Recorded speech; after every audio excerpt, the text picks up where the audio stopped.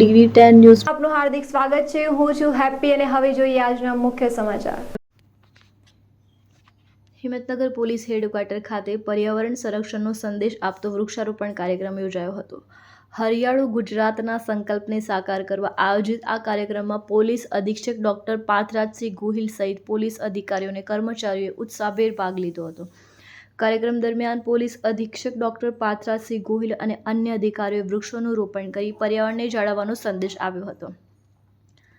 સાથે જ વાવવામાં આવેલા વૃક્ષોનું નિયમિત જતન અને સંવર્ધન કરવાની પ્રતિબદ્ધતા પણ વ્યક્ત કરી હતી। આ પ્રસંગે પોલીસ અધિક્ષક ડોક્ટર પાર્થરાજસિંહ ગોહિલે જણાવ્યું હતું કે વૃક્ષો પર્યાવરણનું સંતુલન જાળવવામાં મહત્વપૂર્ણ ભૂમિકા ભજવે છે।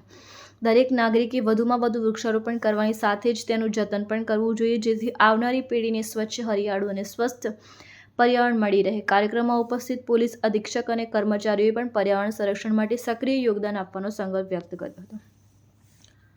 વૃક્ષારોપણના આ કાર્યક્રમ દ્વારા સમાજમાં હરિયાળી વધારવા અને પર્યાવરણ પ્રત્યે જાગૃતિ લાવવાનો મહત્વનો સંદેશ આપવામાં આવ્યો।